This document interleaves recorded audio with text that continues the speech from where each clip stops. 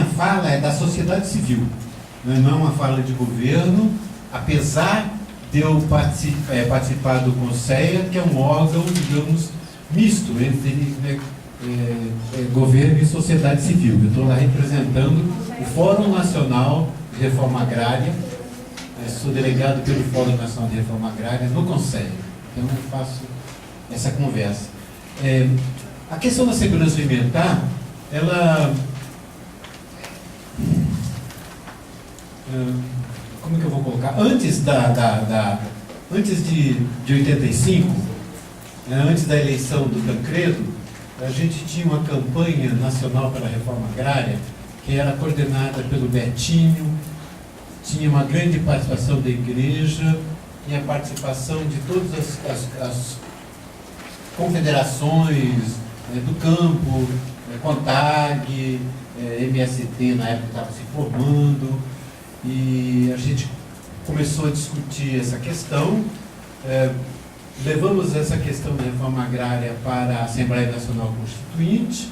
A partir da Assembleia Nacional Constituinte, nós começamos a dar um passo a mais e discutir a questão da reforma agrária vinculada com a questão da segurança alimentar.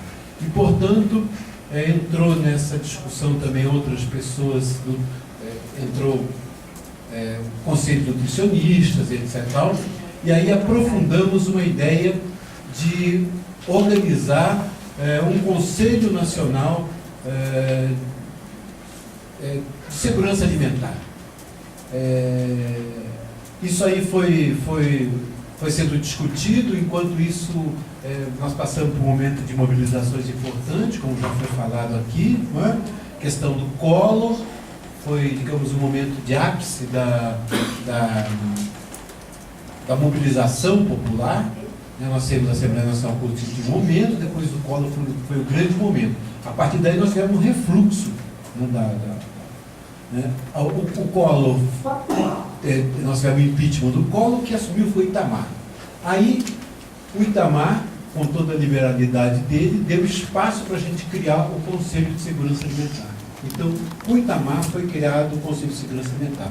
Então não foi um conselho criado pelo governo, foi um conselho criado pela sociedade civil, pela mobilização e pela força da sociedade civil. Eu gosto muito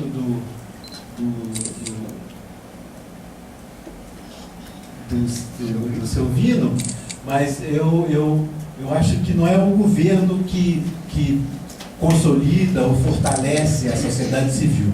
É o contrário, a sociedade civil se fortalece e a partir do seu fortalecimento ela entra dentro do governo. Nós já vimos isso desde a chegada de Cabral, né? Ele chega com o Estado pronto, né? Está criado o Estado, está criado o povo, e agora vamos governar. Né? Eu acho que o Estado ele pode auxiliar o governo, se for um governo de esquerda, que não é o nosso caso, que é um governo de coalizão, né, com 7 outros partidos. Se for um governo de esquerda, ele pode auxiliar na formação, na organização da sociedade civil, no seu fortalecimento, etc. Né? Eu não vejo que é o caso desse nosso governo. Né? Eu votei no governo tudo, mas eu vejo que ele tem outra função, né? Que nesse momento não é essa. Portanto, a formação do Conceia, ele veio através de uma luta social. Né?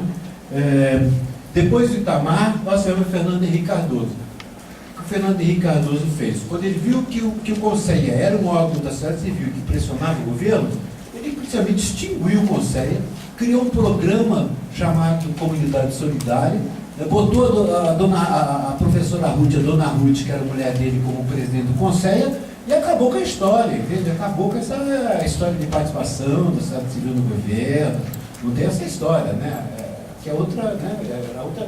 E só fomos passou Fernando Henrique, portanto nós temos 2 de Fernando Henrique, 2 de Itamar,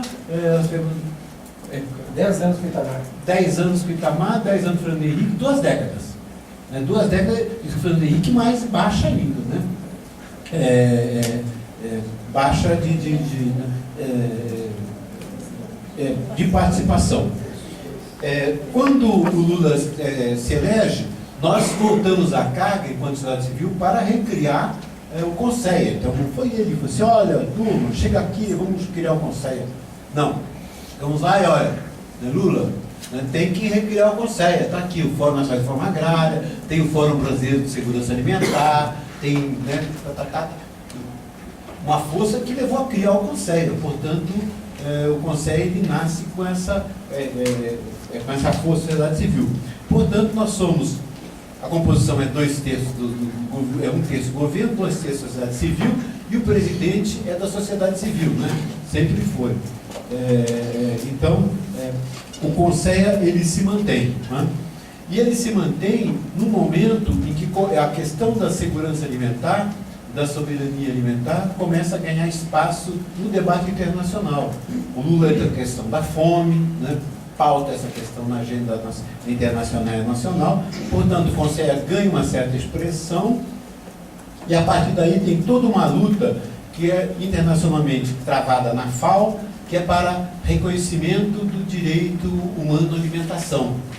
E aí a FAO reconhece esse direito, aprova as diretrizes voluntárias, ou seja, que todos os estados pertencentes à ONU devem implementar progressivamente o direito à alimentação. E aí começamos, em cima disso, o Conceia foi fazendo as suas conferências nacionais, acabamos de fazer a 4ª conferência agora, então até a 3ª conferência tiramos sempre a posição de, olha, é necessário criar uma política, né? É que o direito seja reconhecido politicamente, não dá só para você ficar falando de segurança alimentar sem você ter programas que efetivem esse direito, porque só falar a favor da segurança alimentar é muito pouco, você fica no discurso e você não efetiva esse direito. Aí então criamos toda uma campanha para a efetivação do direito, ou seja, o direito à alimentação ser reconhecido constitucionalmente. Aí fizemos a campanha, fizemos várias audiências públicas, fizemos mobilizações no Congresso, fizemos o projeto, fomos falar com parlamentares, fomos falar com os presidentes da Câmara, do Senado, enfim, ficamos em cima, né, fizemos equipes de mobilização e ficamos em cima dessa tramitação toda. Foi uma tramitação rápida. Em um ano nós conseguimos aprovar e incluir no artigo 6º, que é o artigo dos direitos sociais, o direito à alimentação. Então, além dos outros direitos que nós já temos, nós temos o direito à alimentação. E essa era uma briga longa, porque eu lembro quando começamos essa conversa em 89, 90, os caras falavam, como direito à alimentação? Então quer dizer que você tem um empregado, tem que ter direito, você tem que alimentá-lo? A gente já tem direito ao salário mínimo, já não paga o salário mínimo que deve, temos direito à habitação, não temos casa. Vai ter por direito à alimentação, também não vai ter, ninguém vai pagar a alimentação, o Estado vai dar alimentação para todo mundo, tem que dar alimentação. Então era uma discussão pequena, não era uma questão de você ter direito, é ter direito ao acesso, né? Você tem que ter direito ao acesso à alimentação saudável, de boa qualidade, em quantidade suficiente, etc. Isso é um direito, né? E depois você tem que tipo de acesso é esse, né? Tem que ter, tem que trabalhar, tem que, enfim, você tem que, os direitos você vai avançando nessa progressão, né? Fizemos uma outra coisa importante do Conceia que nós fizemos e que avançamos foi que já no início do governo Lula nós resolvemos criar o orçamento de segurança alimentar, porque como os programas de segurança alimentar eles são espalhados por vários ministérios, nós tínhamos que fazer uma seleção de programas dos vários ministérios, saber quais impactavam diretamente e aí criar esse programa e começar a acompanhar se os recursos eram suficientes, se os recursos efetivavam direitos, se os recursos estavam sendo bem aplicados, etc. e tal. E foi uma grande briga com o governo, principalmente com os gestores do governo, porque cada gestor achava que os programas que ele estava fazendo tinha tudo a ver com né? Até a transposição de São Francisco tinha a ver com segurança alimentar, E nós éramos contra a transposição. Ah, não tem isso aí. Ah, então nós vamos criar uma obra lá em não sei na onde, vamos criar uma usina não sei na onde, uma hidroelétrica, vai ter uma função social, vai dar emprego, né? Enfim, cada um queria enfiar uma coisa, uma estrada. Aí a gente foi cortando uma briga, né? Sabe, colocando a questão de que a segurança alimentar era para as populações mais fragilizadas. E, né, avançamos conseguimos criar, hoje nós temos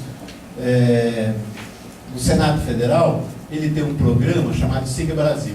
Esse programa Siga Brasil, ele é alimentado oficialmente pelos dados oficiais diariamente. Então ele é constantemente atualizado, é o chamado Siga Brasil. E lá nós criamos vários orçamentos temáticos.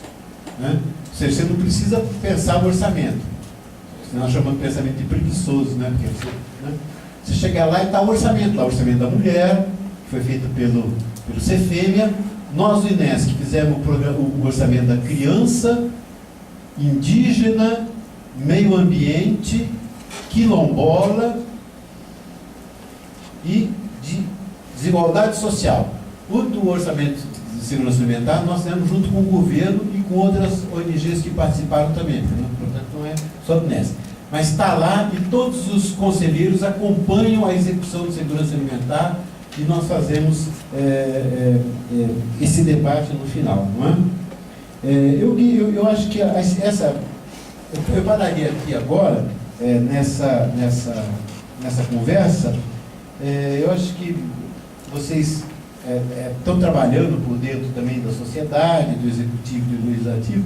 Nós podíamos avançar mais depois.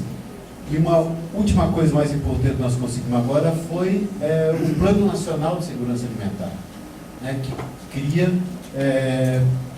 programas e ações já